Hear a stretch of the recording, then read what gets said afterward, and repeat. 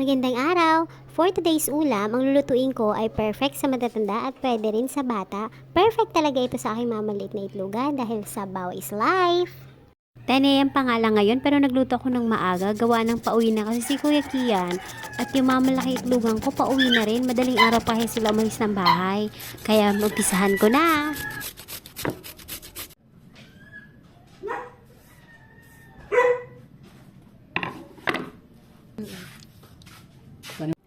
Wala, may kulang ang babe. Oo nga, ewan ko sa kanila.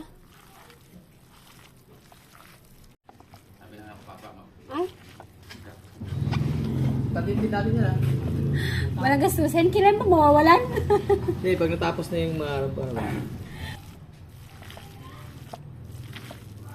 ulam niyan, Jay. At nagdatingan na nga itong aking mamalaking itlogan. At ang iingay na nga, kaya kakantahan ko na lang. Circle. Magpakailanman Circle. Tapos, sa aking puso lagdag na muli pagtapos. Patindi na natin yan. kapalit sa isang katulan mo kahit na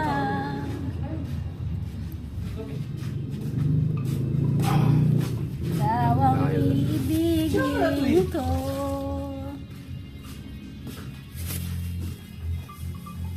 Wala pa ihip.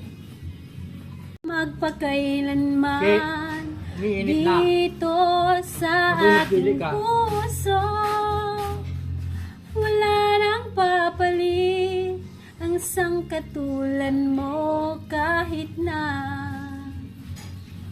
pagkailan pa man iibigin ko. Sama mo to dyan, oh. Oh. Pagkatapos ko nga silang mabola lahat, hindi yung mga itlogan ko ha, kundi yung hiniling. Pagkatapos ko mabola lahat, lagay ko muna sa freezer habang nagpapakulo naman ako ng sabaw dito at nagigisa ng sibuyas at bawang.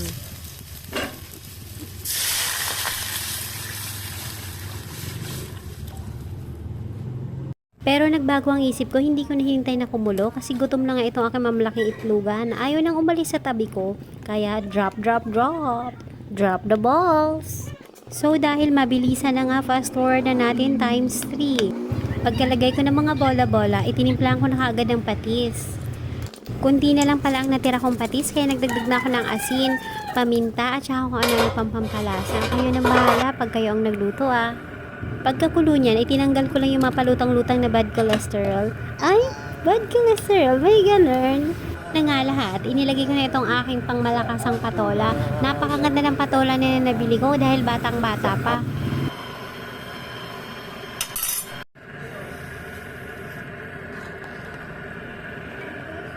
Pagkakulo nga ulit, saka lang ako naglagay ng beef cubes.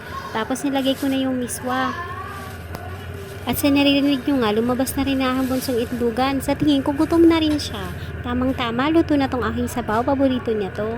Masarap tong ulam na to, hindi nakakasawa, lalo na sa mga katulad kong sabaw is life. At dahil tapos na nga ang biyahe nito aking malaking itlogan, isasamahan naman nila ako ngayon na maglaba. Pero pakakainin ko muna sila.